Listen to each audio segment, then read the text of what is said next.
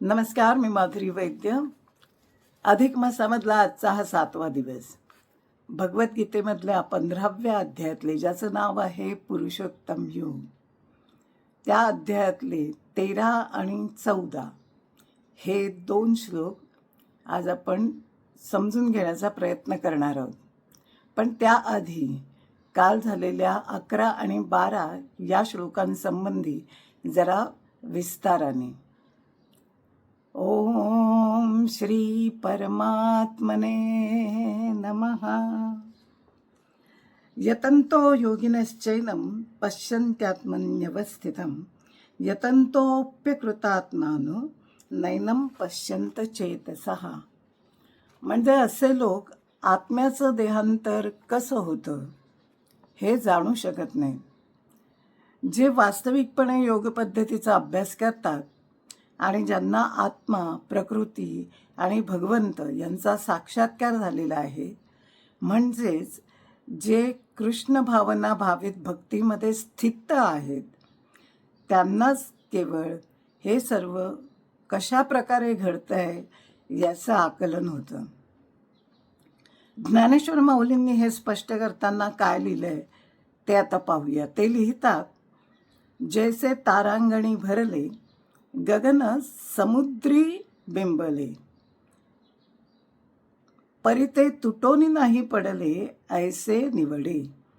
गगन गगनीची आहे, हे आभासे ते वाये, तैसा आत्मा देखती पाहे, देहे गवसिलाही.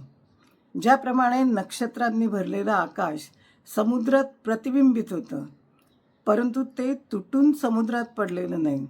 आकाश आकाशाच्या ठाईच आहे. तसेच हा न दिसणारा आत्मा हा आपल्या ठाई निरंतर असतो.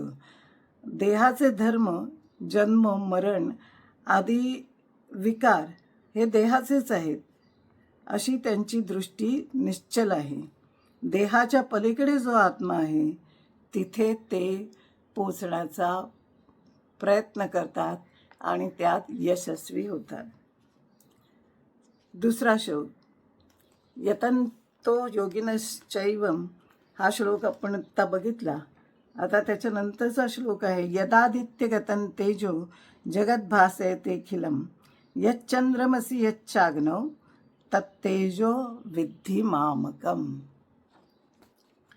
म्हणजे सूर्यामध्ये राहून जे तेज सर्व आकाशाला प्रकाशित करतं, ते तेज चंद्रात आहे, ते तेज अग्नीत आहे, ते माझेच तेज आहे असे तू जाण.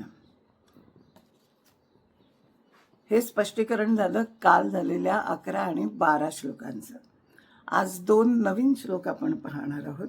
हा श्लोक आहे, गामाविश्य च भूतानि धारयाम्यहमोजसा पुष्णामी चौषधी सर्वास सोमो भूत्वा रसात्मकः. आणि मीच पृथ्वीत शिरून आपल्या शक्तीने सर्व भूतांना धारण करतो आणि रसरूप अर्थात अमृतमय चंद्र होऊन सर्व वनस्पतींचे पोषण करतो. 14वा श्लोक आहे, अहम वैश्वानरो भूत्वा प्राणिनां देहमाश्रितः प्राणापान समायुक्त पचाम्यन्यं चतुर्विधम. मीच सर्व प्राण्यांच्या शरीरात राहणारा प्राण आणि अपानाने संयुक्त वैश्वानर अग्निरूप होऊन 4 प्रकारचं अन्न पचवतो. आता हे 4 प्रकारचं अन्न कोणतं? तर भक्ष्य, भोज्य, लेह्य आणि चोष्य असे हे 4 अन्नाचे प्रकार आहेत. त्यात भाकरी, पोळी हे चावून खाण्याचे आहेत, त्यामुळे ते भक्ष्य. दूध, पाणी किंवा आपण नेहमी ताक पितो, ते पिण्याचे जे पदार्थ आहेत ते भोज्य. आणि चटणी किंवा रस, घट्ट रस आहे तो आपण चाटतो, ते जे चाटतो ते लेह्य. आणि ऊस आपण चोखतो म्हणून ते चोष्य. आता आज आत्तापर्यंत झालेल्या म्हणजे कालपर्यंत झालेल्या सर्व श्लोकांची आपण उजळणी करूया. ओम श्री परमात्मने नमः. श्रीमद्भगवद्गीता अथ पंचदशोऽध्यायः. श्रीभगवानुवाच ऊर्ध्वमूलमधः शाखम् अश्वत्थं प्राहुरव्ययम् छन्दांसि यस्य पर्णानि यस्तं वेद स वेदवित्. अधश्चोर्ध्वं प्रसृतास्तस्य शाखा गुणप्रवृद्धा विषयप्रवालाः. अधश्च मूलान्यनुसन्ततानि कर्मानुबन्धीनि मनुष्यलोके. न रूपमस्येह तथोपलभ्यते नान्तो न चादिर्न च सम्प्रतिष्ठा.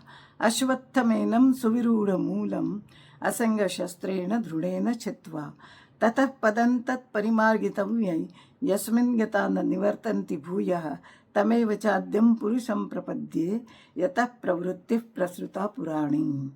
निर्माणमोहाजितसङ्गदोषा अध्यात्मनित्या विनिवृत्तकामाः द्वन्द्वैर्विमुक्ताः सुखदुःखसञ्ज्ञैर्गच्छन्त्यमूढा पदमव्ययं तत्. न तद्भासयते सूर्यो न शशाङ्को न पावकः यद्गत्वा न निवर्तन्ते तद्धाम परमं मम. ममैवांशो जीवलोके जीवभूतः सनातनः. मनःषष्ठानीन्द्रियाणि प्रकृतिस्थानि कर्षति. शरीरं यद्वाप्नोति यच्चाप्युत्क्रामतीश्वरः गृहीत्वैतानि संयाति वायुर्गन्धान्निवासयात्. श्रोत्रं चक्षुस्पर्शनं च रसनं घ्राणमेव च अधिष्ठाय मनश्चायं विषयानुपसेवते.